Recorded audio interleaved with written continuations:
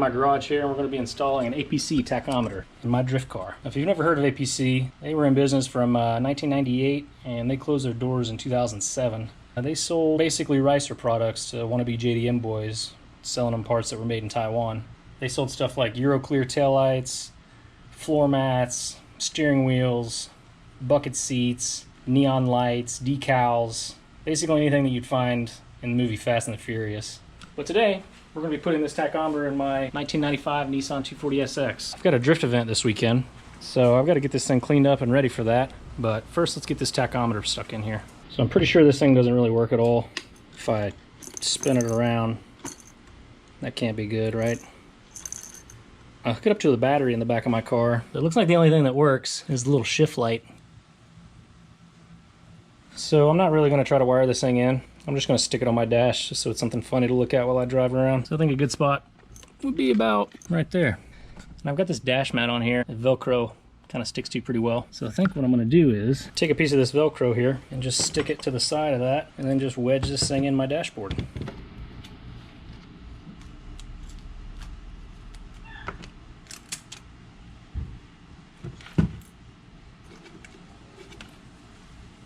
Since I'm not actually wiring this thing in, I'm just going to shove all these wires down inside of it. Never mind. We're just going to cut all these wires. Boom. Too easy. I'm going to leave these in case I ever want to make this little thing turn on. Psych. We're cutting those too. Alright, let's get this thing tossed in.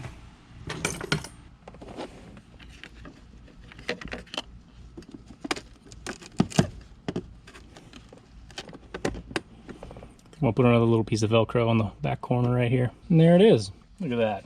Ready to look like a Tach and literally nothing else. APC was never really a performance parts company. They were just for looks.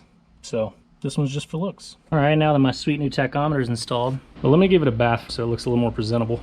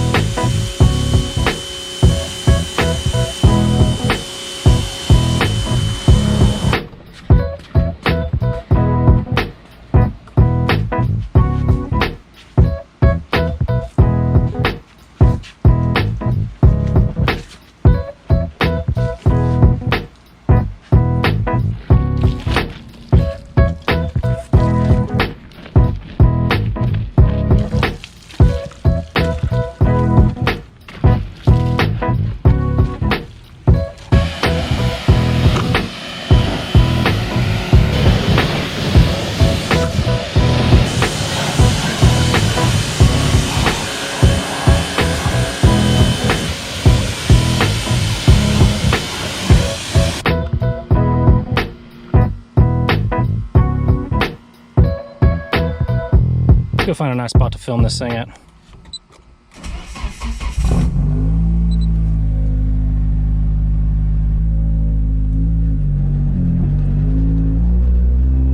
Tach is working good.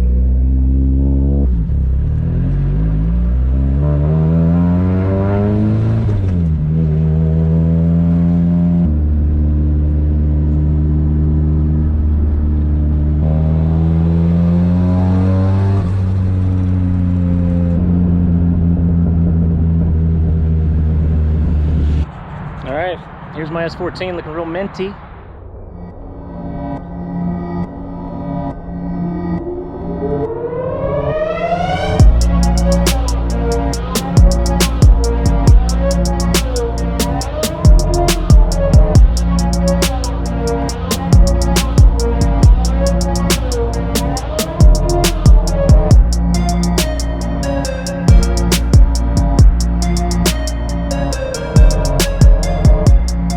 Okay, so this is my 1995 Nissan 240SX. I've had this thing since January of 2020. I bought this thing in Garland, Texas. It was completely stock and it had a Hydrolock KA in it. But now, let me pop the hood and you can see. It has a fully forged KA24DET. It's got Wiseco pistons, Eagle rods. It's a 2871 turbo. It's got 550cc injectors, K&N air filter, with a Z32 MAF, coil radiator, front mount intercooler. It's got a 350Z CD009 transmission. I had this thing dynoed. It makes just over 300 horsepower and 300 torque.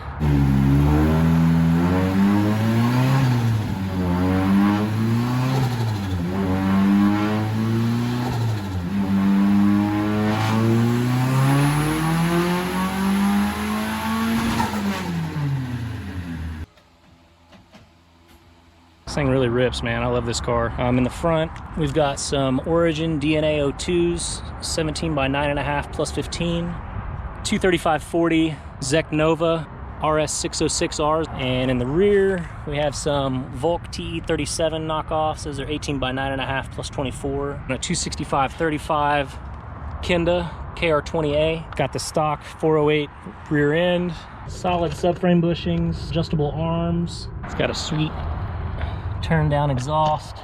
Inside we've got this Nardi wheel, and as you guys know, we've got the APC Tach, the knockoff Defi little display unit. This is my AFR gauge there, nice shirts tucked in, little head pillow rest thing. Got the fire extinguisher mounted over there. These seats are some Spoon knockoffs I got off of eBay. I like them a lot because they don't have pads in the bottom. You can sit down really low. The rails I made myself. GK Tech Ganadors, Duraflex Vertex style kit, charge speed style 50mm overs, and I think 25 or 30mm fenders in the front. Nice crystal clear headlights. Power steering cooler. Speaking of power steering, it's got a Mini Cooper electric power steering pump. The LS alternator, it's a 140 amp. Got an oil cooler, spow fan in the back. The knuckles on it, I made myself. This thing's got tons of steering angle. Alutech, I don't know how you say that. Strut bar. Stance XR1 coilovers all the way around. 300ZX brakes, front and rear. And I've got the 300ZX drum e-brake as well that works really good. These sweet shell casing valve stem caps. In the back here, got an Optima red top battery with a Bussmann 150 amp breaker. We've also got the Deechworks fuel pump wiring kit with the relay and everything there. So originally I just did a factory rebuild on the KA.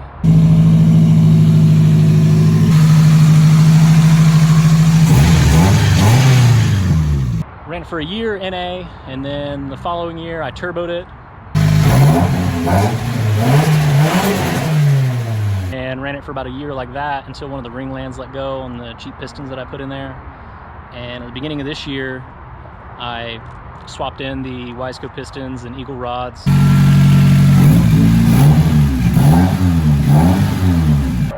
So now that I've told you all about it, let me show you what we can do.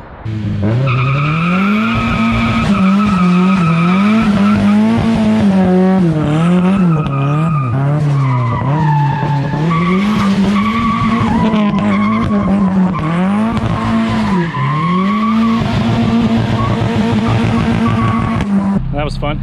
As you can see, this thing is nasty.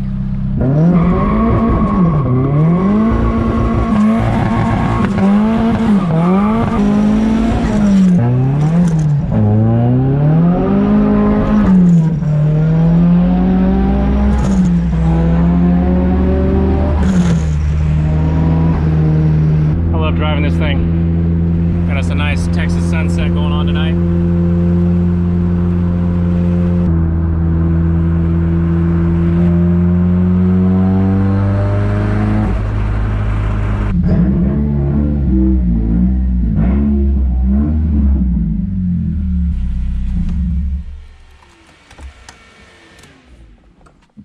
Home sweet home. All right, the car's all squared away. I think we're about ready to go drifting. I just got to get this thing out of the garage and up on the trailer, loaded up and ready to go. Old blue Ford's ready to rock. Just replaced the radiator in that thing the other day. Had an issue with the aftermarket aluminum one. Got me a new one in there. Let's get this thing loaded up.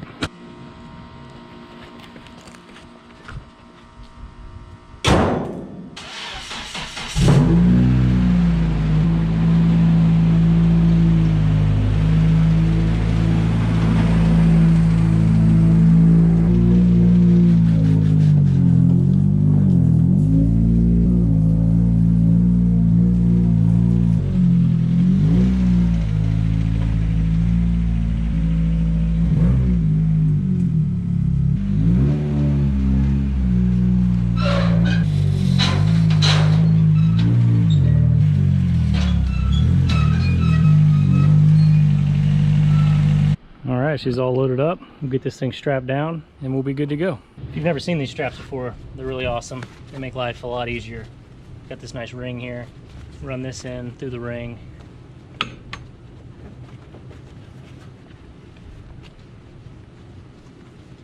Get it all hooked on the tire. Then you run the strap through the ratchet. Hook this end on. Crank her down a few times. Boom, you're done. All right, she's all strapped down. Let's do a quick check on all the straps.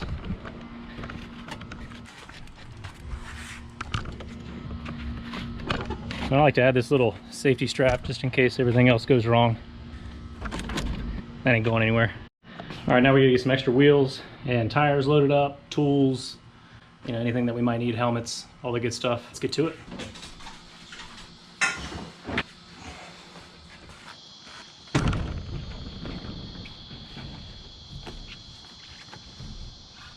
Can't forget the canopy, especially in Texas.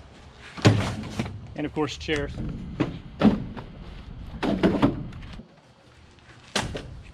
And the cooler. And a jack. A couple of recalled Harbor Freight jack stands. And some jugs of distilled water for when you overheat. And a pump sprayer filled with water, also for when you overheat. It's always good practice. Check your tire pressures on your trailer before you go. Good thing I did. These are supposed to be a 65. We're looking at about 60 pounds on this one. So let's fire up the air compressor and we'll make sure they're all good.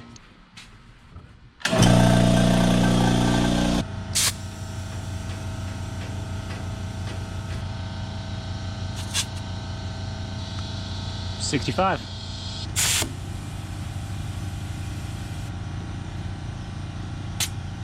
Good to go. Looks like these are all a little low.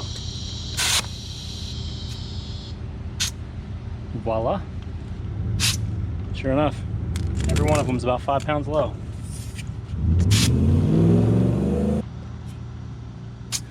$65. Good to go. While we're at it, we might as well check the truck too. I like to run 65 in the front and 75 in the rear when I'm towing. So let's check them out. 55 in the rear. No bueno. 75. Now let's check the front. Yeah, kind of what I figured. This one's at almost 70. I just had these tires rotated and balanced, and they don't usually check the air pressure or switch them after they do that, so it's a good practice to check that out and make sure you're all squared away. I've been driving around with my fronts way higher than my rears for a minute now. 65, we're good to go.